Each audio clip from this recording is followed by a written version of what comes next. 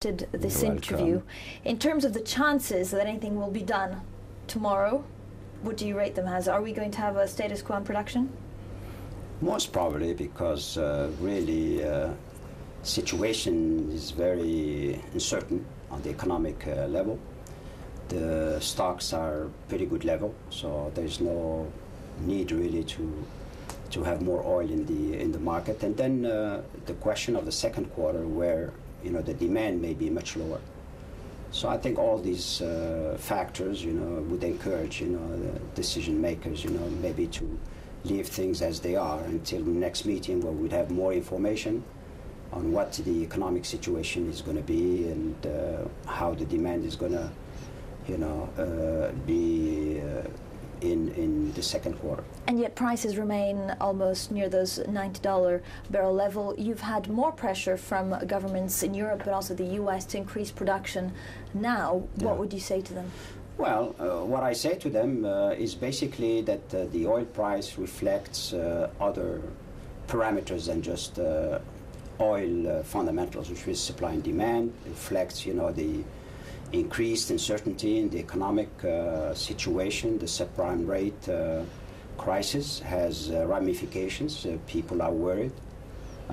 The Fed, decision to lower the rate definitely will have an impact on the price of the dollar with respect to the euros, and that has an impact on oil price. As the dollar devaluates with respect to euro, the oil price is going to go up. And then we have the decision, of the Security Council, with Iran, is that also increases, uncertainty. And consequently, in the short term, that's what really determines, the oil price more than the oil supply and demand, because the oil is there, it's meeting all the demand. There is no demand that's not met. Now, in the long term, the signals, from the consuming nations are, different, because consuming nations are saying we are developing bioethanol, we are developing solar energy, we are developing nuclear energy, and that's a much higher price in oil equivalent than, what we're seeing today. So everybody is looking in the long term at having those prices. Consequently, not too many people are investing in oil, because saying, well, if bioethanol is meeting that demand, why should I develop, the oil? And then why should I develop the oil and get less price for that oil than the people who are developing bioethanol or nuclear energy or solar energy?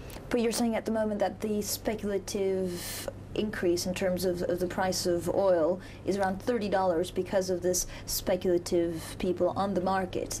If demand lowers in the second quarter, do you believe that it will fall by more than $10, the price of oil? Well, anything could happen. I think it's, as you have seen, in the last few weeks, it has decreased a lot just because of the, the economics. When people felt that the economy was going to go to recession, it went down pretty fast.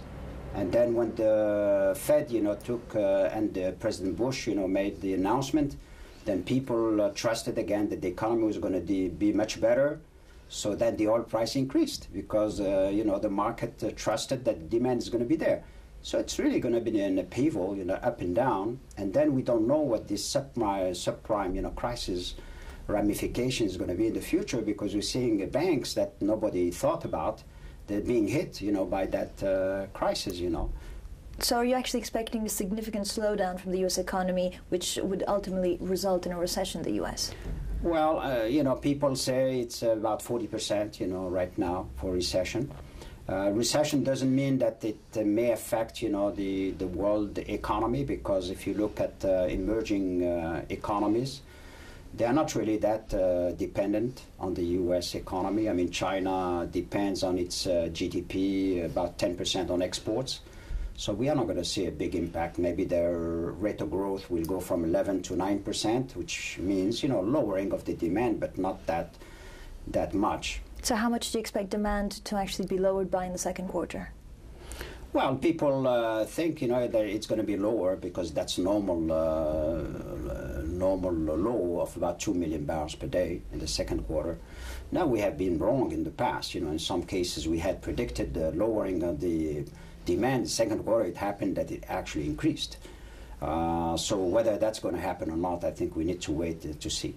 Until when? I mean, are you looking already at doing cuts in March?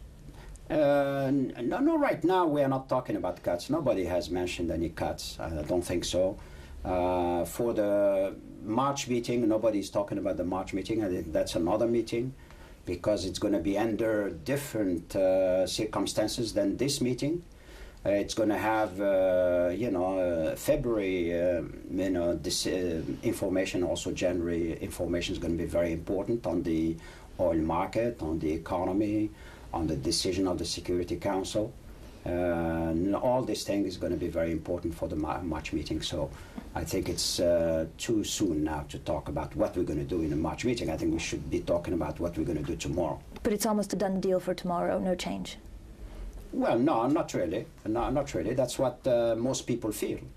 But you remember, lots of the meetings, lots of people said something, and we came out with something different because there are some elements that maybe we don't know that some of our, colleagues will come up with. Have you heard any such? No, I haven't heard anything right now. All right, so we'll have to wait and see. So in terms of what Algeria is doing with the oil money, are you looking, for example, at having a sovereign wealth fund like Libya? Well, really, we don't have we have a stabilization fund, which, provides for a situation if the oil price, went down. And this way we don't stop most of the projects, that we are carrying out. Of course, Algeria is making tremendous effort in building schools, hospitals, and roads, and railroads, and so forth, to take this opportunity really to, improve the quality of life of the people in terms of supply of gas, drinking water, and the like. So sovereign wealth fund is not something that you'd be looking at the moment? Well, I don't think the government has really thought about it. Myself, I think it's a good thing if you do have extra resources, and Algeria has a population of 32 million people. There is a huge need because for a long period of time nothing really was invested in schools and hospitals, and so we are investing almost $160 billion in 5 years just to improve the infrastructure of the country, which was basically abandoned for a long time. Now, last year we also saw an alliance between Gazprom and Sonatrach. Is that going to take up more speed, or is it something that's died down for the moment? Well, Gazprom and Sonatrach signed an MOU, Memorandum of Understanding, which expired in August, and it hasn't been renewed. But there is always this, wish of both parties to do things together like we do with all other companies. We haven't really found things we can do together. We were at one time interested by the LNG in the Baltic, and they were interested in gas fields in Algeria, but we haven't really materialized anything. It takes a long time, really. But we are going fast with other companies like Statoil, like ENI, like the Italian company. We have found things that we can do together in Algeria and outside Algeria. For example, with Statoil, we're doing exploration in Egypt. With ENI, we're doing exploration together in Mali, in Niger, and other so places. You're going also, sir, to have new contracts with these companies in the next couple of quarters? Well, we are offering 15 blocks. We are now, open to expression of interest on the part of companies. We have, I think, about a month for these companies to express their interest, and then they need to be qualified for bidding on certain blocks. Because on certain blocks we need a certain expertise, technical expertise. On other blocks we may not need, that expertise. But definitely we're going to favor companies that, are willing to cooperate with us, overseas in other projects, like we are doing with other companies. So it's going to be a more complex, let's say, process than we did in the past. In the past, we just offered the blocks, and whoever offered the best deal, he got it. Now we're going to be more selective because we need certain companies that have a certain experience, or that have certain management skills, or that have, for example, properties in certain countries that we might be interested in participating in. Thank you very much, sir. Thank you. You're welcome. ¿Vale? Yeah. Gracias, señor presidente de la OPEP. Pareciera que todo apunta a que mañana tengamos la decisión de que no haya ningún tipo de cambio en niveles de producción. ¿Está de acuerdo con esto? Bueno, no es la certidumbre, pero puede ocurrir que no vamos a cambiar nada hasta la próxima reunión, que realmente la situación económica está en vía de recesión. Tenemos en términos de inventarios, ya tenemos inventarios que están buenos, ¿no? De niveles de abastecimiento de crudo en el mercado internacional. Al mismo tiempo, en el segundo cuarto, vamos a tener una baja de la demanda, entonces no es realmente necesario incrementar la producción, pero no pienso que vamos a bajar, ¿no? la producción. Ya hay algunas voces que están mirando a la próxima reunión, la del 5 de marzo.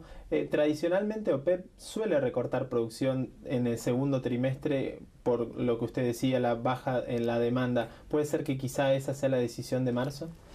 Bueno, no se sabe porque realmente se piensa siempre que vamos a tener una baja en segundo cuarto, pero hemos tenido una sorpresa, el año pasado, el año antepasado.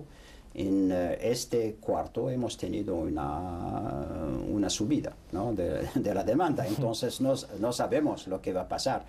Pero lo que es importante recordar es que tenemos que estabilizar, ¿no? el mercado. Entonces vamos a trabajar para esta estabilización. Entonces podemos no cortar por este asunto, ¿no? Podemos aceptar que que el mercado rige los precios hasta que esperamos una subida de la demanda, que va a ser en tercero, cuarto, ¿no? O sea que si nosotros tuviéramos esa posibilidad de recesión que usted menciona, con estos niveles de precios cercanos a $90, ¿podemos seguir todo el año con porque hay alguna gente, incluyendo al presidente Bush, que dice que hay que tratar de bajar los precios en este contexto? Bueno, no pienso que lo que puede controlar la OPEP no va a poder realmente mejorar los precios. Como hemos visto, el año pasado se ha incrementado la producción de la OPEP de 500.000, pero los precios subieron, ¿no? Entonces, lo que es importante son los asuntos económicos, son las decisiones